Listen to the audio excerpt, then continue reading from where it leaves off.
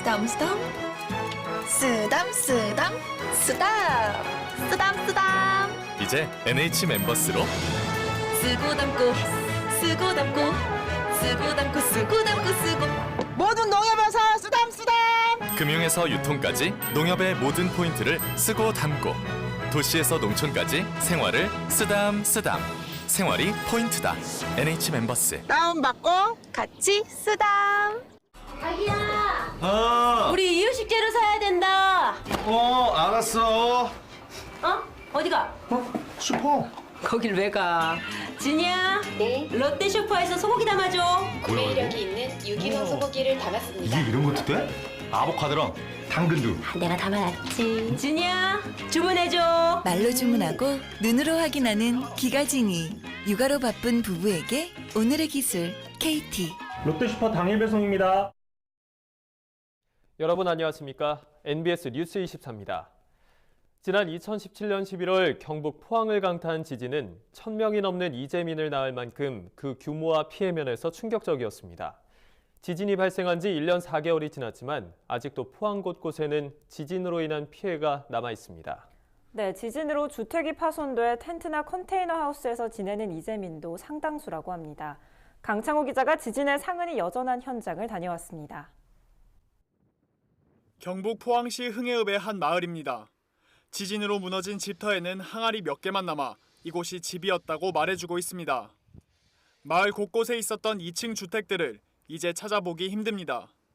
지진으로 금이 가고 부서졌기에 많은 농가에서 2층을 철거해버렸기 때문입니다.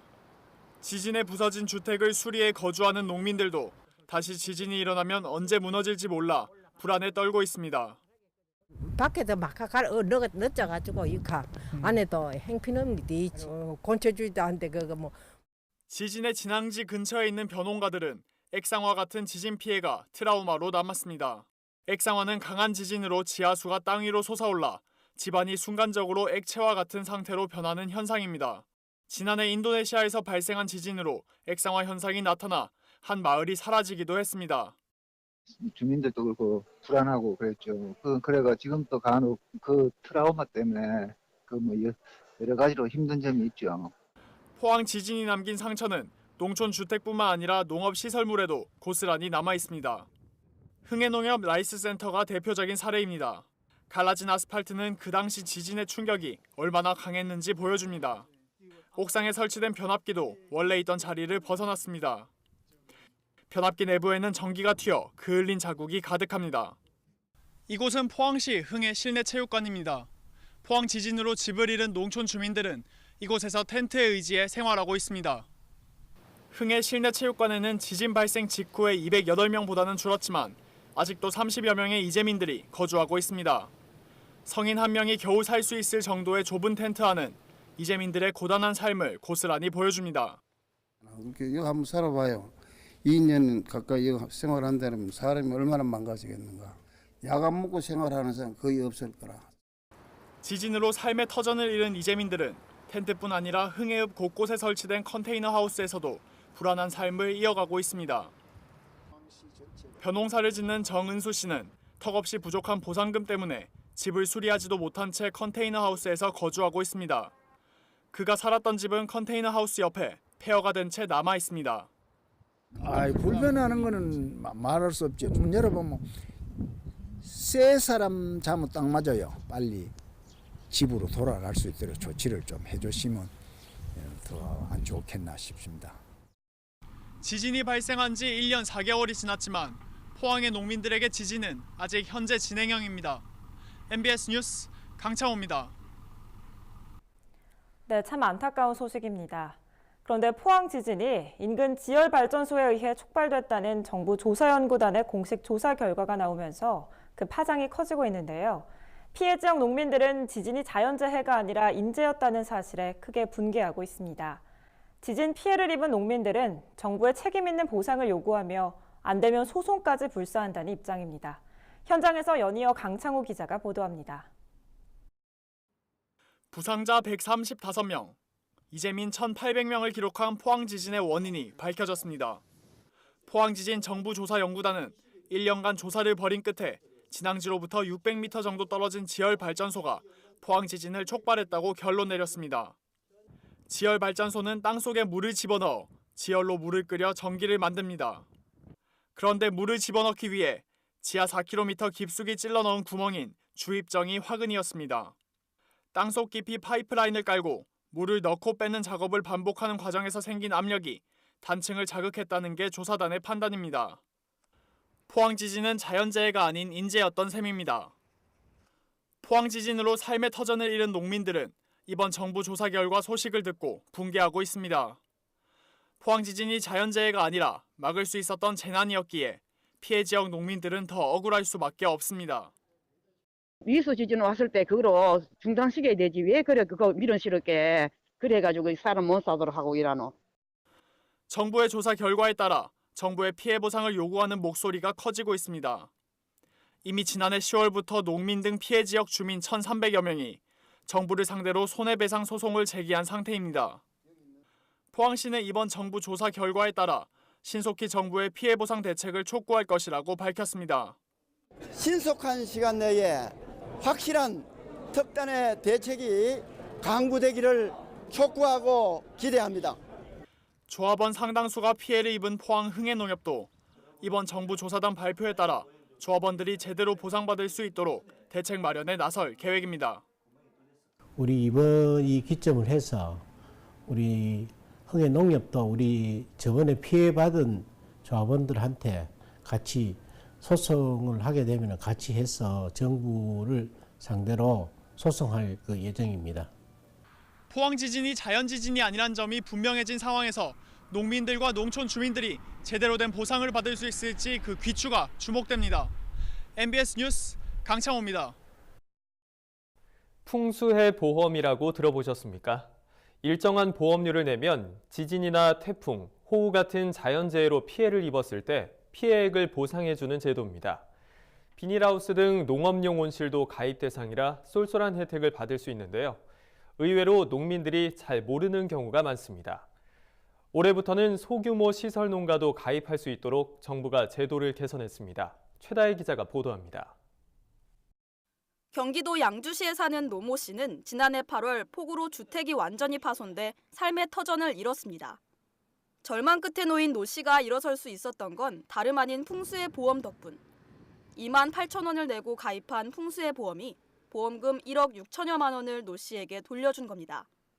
풍수해 보험은 이처럼 주택이나 공장, 소상공인의 상가 등이 태풍이나 홍수, 지진과 강풍 등 자연재해로 피해를 입을 경우 이를 보상해주는 정부의 정책 보험입니다. 가입 대상 가운데는 비닐하우스 등 농업용 온실도 포함돼 있어 제대로 알고 가입한다면 장마철 하우스 피해 걱정을 덜 수 있습니다. 정부는 특히 소규모 시설 농가도 가입할 수 있도록 올해부터 온실 가입 면적 제한 기준을 없앴습니다. 기존에는 100제곱미터 이상의 온실을 가진 농가만 가입할 수 있었는데 이제 모든 시설 농가로 가입 대상이 확대된 겁니다. 아울러 지진으로 인한 화재도 보상제에 추가됐습니다.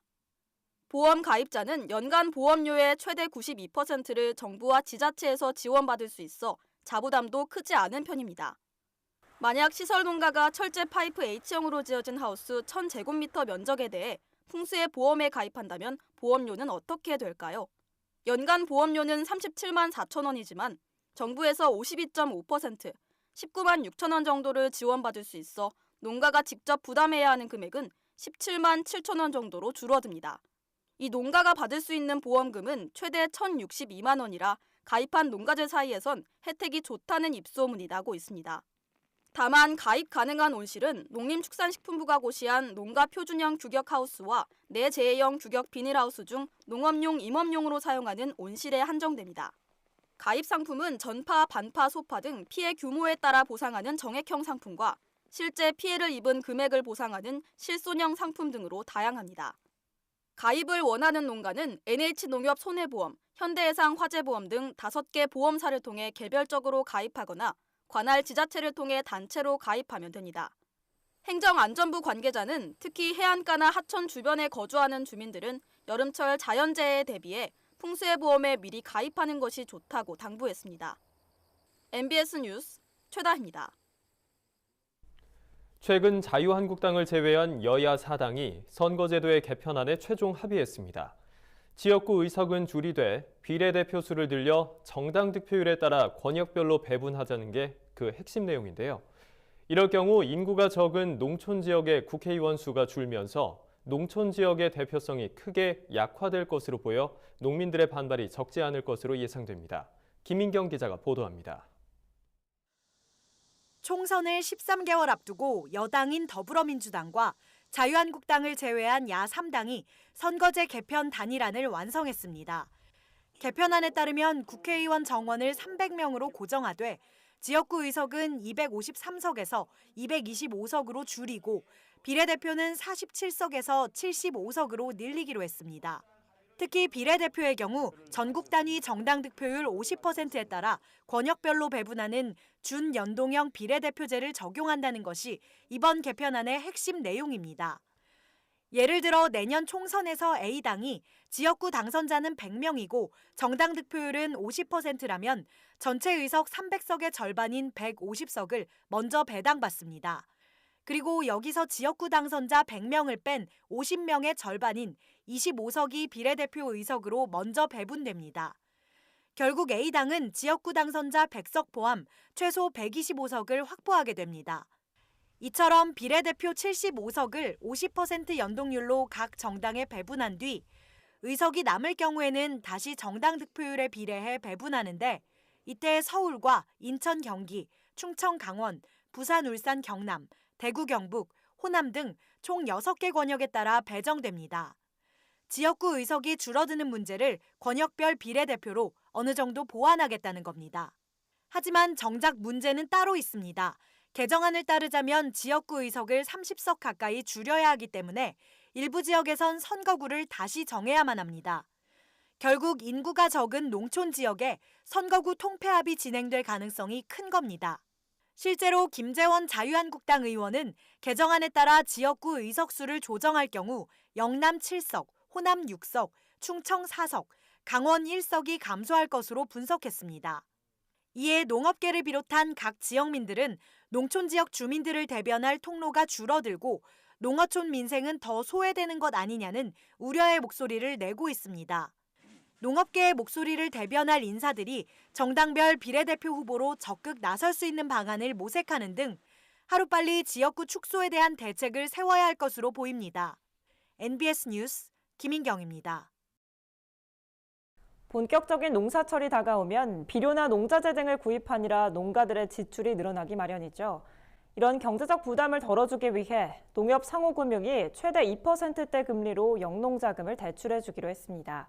앞으로 5년간 약 450억 원을 농가소득에 기여할 수 있을 것으로 예상돼 기대를 모으고 있습니다. 이현경 기자가 보도합니다. 최근 농협상호금융이 탄생 50주년을 맞이해 전국 농축협을 통해서 상호금융, 영농우대 특별저리대출 상품을 새롭게 출시했습니다. 상호금융 영농우대 특별저리대출은 비료나 농자재 구입 등 영농에 필요한 자금을 연 2%대의 저리로 지원하는 상품입니다.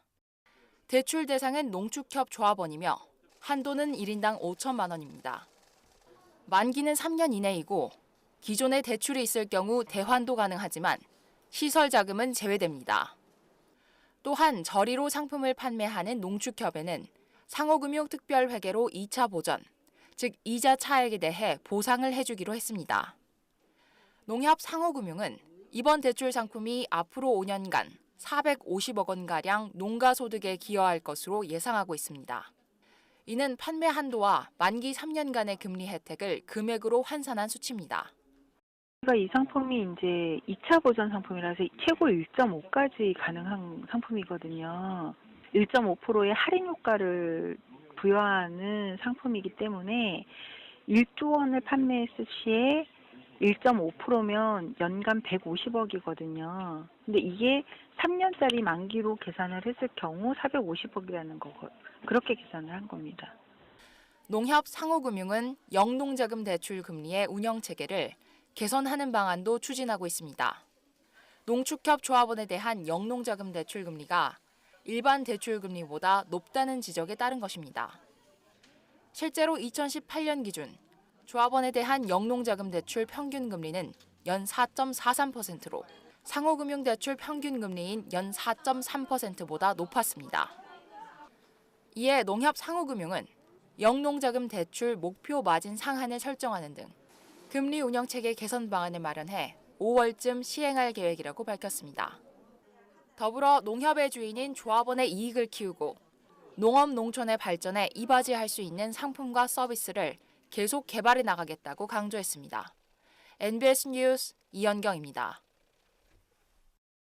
식당에서 쌀밥을 먹더라도 집밥이 최고다라는 생각 한 번쯤 하셨을 겁니다. 한국농촌경제연구원이 가정 내 식사와 외식에서의 쌀밥 만족도를 조사한 결과 한국 소비자들이 식당 쌀밥에 특히 불만족하는 것으로 나타났습니다. 식당에서 제공되는 쌀밥의 품질이 낮게 느껴지는 이유는 무엇인지, 그렇다면 해결책은 있는지 김아영 기자가 취재했습니다. 식당에서 먹는 쌀밥은 집에서 먹는 쌀밥보다 맛이 덜하다라는 생각. 한국 소비자들이 특히 공감하는 것으로 나타났습니다. 한국농촌경제연구원이 한국 소비자 500명과 일본 소비자 500명, 대만 소비자 300명을 대상으로 조사한 결과 가정 내 식사에 대해 만족한다는 응답은 한국 소비자가 29.4%로 대만 29.3%, 일본 11.4%보다 높았습니다. 반면 외식에 대해 불만족한다는 응답도 한국 소비자가 13.6%로 가장 많았고 대만은 12.7%, 일본 2.9%에 그쳤습니다. 우리나라와 유사하게 쌀을 주식으로 하고 있고 쌀 소비량 감소를 먼저 경험하고 있는 일본과 대만을 비교했을 때 한국에서 외식에서의 쌀밥에 대한 부정적 인식이 실제로도 가장 높았던 겁니다. 한국은 외식 시 쌀 품질 만족도가 상대적으로 더 낮아서 가정 내 식사와 외식 간 만족도 차이가 큰 것으로 풀이됩니다. 결국 외식에서 소비되는 쌀의 품질이 가정에서 먹는 쌀보다 안 좋다는 결론이 도출된 건데 왜 그런가 하면 우리나라 외식업계에서는 재료비 절감을 위해 저가 쌀을 사용한다는 게 원인으로 분석됩니다. 여기서 전문가들은 기존의 우리나라 쌀 유통의 한계점을 지적합니다. 주로 호남미가 주로 유통이 됐었기 때문에 어찌 보면 외식업계에서 품질 좋은 쌀, 맛있는 쌀을 제공하고 싶어도 사실은 품질 좋은 쌀이 어떤 것인지에 대한 정보가 정확하게 전달되지 못했던 그런 한계들도 있었습니다. 그러다 보면 품질을 일정하게 유지하는 것이 어렵거든요. 더욱이 한국이 쌀 소비를 줄이겠다는 비중이 가장 높아서 우리나라의 쌀 소비 감소 가능성이 가장 클 것으로 예상되고 있는 상황. 가정에서 밥을 먹는 횟수는 줄어들고 외식 빈도가 늘어나는 가운데 외식 쌀밥에 대한 불만족이 한국의 쌀 소비 시장을 위축시킬 수 있다는 우려도 나옵니다. 농견연은 한국 소비자가 일본, 대만 소비자보다 품질이 더 좋은 쌀에 높은 가격을 지불할 의향이 가장 컸다면서 외식 산업에서도 쌀 품질의 고급화 전략이 필요하다고 강조했습니다. 아울러 쌀 소비 감소를 완화하기 위해서는 배달 음식, 간편식 수요가 늘어나는 점에 주목해 수요 변화에 맞춘 식품 개발을 강화해야 한다고 덧붙였습니다. MBS 뉴스 김아영입니다. 봄을 맞아 산을 찾는 사람들이 늘고 있습니다. 그런데 산에 가서 맑은 공기와 풍경만 즐기고 오는 게 아니라 산나물을 불법으로 채취해가는 이들도 있어 문제입니다. 이에 산림청이 다음 달부터 산나물 불법 채취 집중 단속에 나설 예정입니다. 보도에 오주석 기자입니다.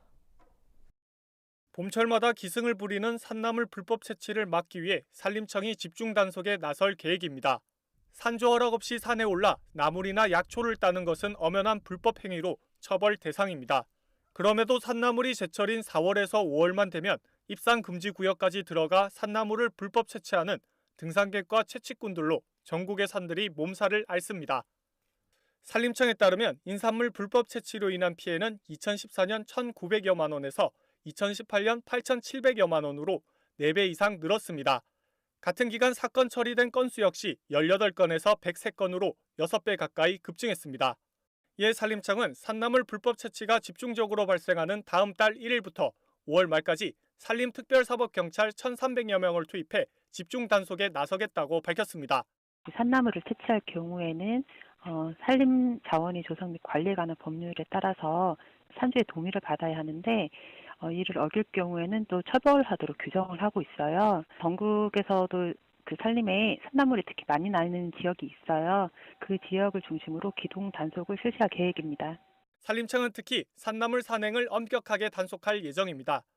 최근 동호회나 카페 그리고 SNS 등을 통해 산나물 채취단을 모집해 단체로 채취에 나서는 사례가 많아서입니다. 하지만 산주의 허가를 받지 않은 불법 행위인 경우가 대부분입니다. 산림청은 이를 막기 위해 관광업체나 등산동호회, 마을 이장 등에게 협조문을 보내고 인터넷 산나물 산행 모집 등의 관련 정보도 사전에 입수하는 등 중점 단속할 방침입니다. 아울러 소나무 등의 조경수를 불법 굴치하거나 차가버섯과 같은 특별산림보호대상종을 불법 채취하고 희귀식물의 서식지에 무단 입산하는 것도 단속 대상입니다. 임산물을 불법으로 채취할 경우 5년 이하의 징역 또는 5천만 원 이하의 벌금에 처해집니다. 또한 입산 통제구역에 들어가기만 해도 10만 원의 과태료가 부과됩니다. 이런 처벌 규정은 국유림에도 동일하게 적용됩니다. 대수롭지 않게 여긴 불법 채취로 산림이 훼손되지 않도록 주의가 필요해 보입니다. MBS 뉴스 오수석입니다. 열대과일 논이가 건강식품으로 인기를 끌면서 농민들도 동남아 여행 등을 계기로 구매하는 경우가 있는데요. 일부 논이 분말 제품에서 쇳가루인 금속성 이물이 검출돼 소비자들에게 불안감이 큰 상태입니다. 급기야 논이 관련 제품을 먹어도 안전한 건지 확인해달라는 국민청원이 잇따르고 있어서 식약처가 적극 나서기로 했습니다.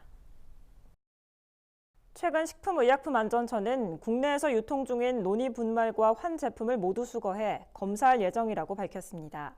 최근 농민을 비롯해 전 국민적으로 인기를 끌고 있는 건강식품 논이가 국민청원 안전검사 대상이 됐기 때문입니다. 국민청원 안전검사제는 생활 속 불안 요인을 사전에 차단하기 위해 국민으로부터 제품 수거와 검사에 대한 청원을 받은 후 많은 사람들이 추천한 청원에 대해서 실제 검사를 시행해 그 결과를 공개하는 제도입니다. 이에 국민청원 안전검사심의위원회는 지난해 12월부터 올 2월까지 받은 청원 67건 가운데 추천수가 가장 많았던 논이 분말 제품을 검사 대상으로 채택했습니다. 이에 식약처는 국내에서 품목이 보고된 267개 제품과 수입 이력이 있는 145개 제품 등 국내에서 유통 중인 412개 제품에 대해 전수조사를 실시할 예정입니다. 검사 항목은 금속성 이물과 식품위생 오염지표 미생물 3종 등입니다. 논이에 대한 안전성 검사는 물론이고요. 질병 예방 치료에 효과가 있다고 허위 가대 광고하는 논이 제품에 대해서는 혈압 강화 및 이뇨제 등 23종의 의약품 성분이 섞이지 않았는지 검사할 계획이고요. 또 온라인 쇼핑몰 등에서 판매되는 제품을 대상으로 허위 가대 광고 행위도 함께 점검할 예정입니다. 식약처는 또 국민의 청원으로 이루어지는 검사인 만큼 진행 과정과 결과는 SNS 등을 통해 공개하고 위반 행위가 확인되는 경우 행정 처분 등의 조치를 취할 것이라고 밝혔습니다. 간추린 뉴스입니다. 최근 경대수 자유한국당 의원이 이장수당을 현실화하자는 내용의 지방자치법 개정안을 대표 발의했습니다. 2004년 10만 원에서 20만 원으로 인상된 이장수당은 15년째 동결된 상태이며 그마저도 지자체마다 각기 조례를 만들어 수당으로 지급하고 있습니다. 이에 경 의원은 이 통장에 대한 처우를 개선해 지방자치 실현에 기여하도록 해야 한다고 강조했습니다. 농림축산식품부는 최근 맹견 소유자가 지켜야 하는 의무사항을 명시한 동물보호법 시행규칙 개정안을 시행했습니다. 이에 따라 맹견 소유자는 매년 3시간씩 정기적 교육을 이수해야 하며 맹견이 소유자 없이 사육 장소를 벗어나지 않도록 하는 등 안전관리 의무를 철저히 지켜야 합니다. 만약 이를 위반했을 때에는 1회에 100만 원을 내야 하는 등 과태료가 부과되며 특히 사람을 다치거나 사망하게 했을 경우 3년 이하의 징역 또는 3천만 원 이하의 벌금에 처해질 수 있습니다. 충남도 농업기술원 인삼약초연구소가 농가소득과 토지 이용률을 높일 수 있는 지황 이기작 재배 기술을 개발했습니다. 이 기술은 종근을 3월 중순에 정식, 즉 아주 심기한 뒤 7월 중순과 11월 중순 2번에 걸쳐 수확하고 이듬해 정식할 종근까지 생산하는 방식입니다. 이렇게 7월에 수확한 지황은 일반 재배 방식으로 11월에 수확한 것보다 더 높은 가격에 팔리는 데다 이듬해 정식할 종근까지 확보할 수 있어 농가의 소득 증대에 도움이 될 것으로 보입니다. 농림축산식품부가 로컬푸드와 직거래 정보를 한 곳에 모은 인터넷 홈페이지 바로 정보를 오픈했습니다. 바로 정보는 직거래와 관련된 정부 정책 방향과 관련 법령 등에 대한 정보를 제공하고 각종 언론 보도자료, 직거래 장터 개설 정보 등을 소개할 예정입니다. 또한 전국 직거래 농산물 판매 및 구매처 정보, 동네 인근 사업장 정보뿐만 아니라 로컬푸드와 직거래와 관련된 다양한 교육 콘텐츠도 함께 올려둘 계획입니다. 저희가 준비한 소식은 여기까지입니다. NBS 뉴스 24 마칩니다. 함께해 주신 여러분 고맙습니다.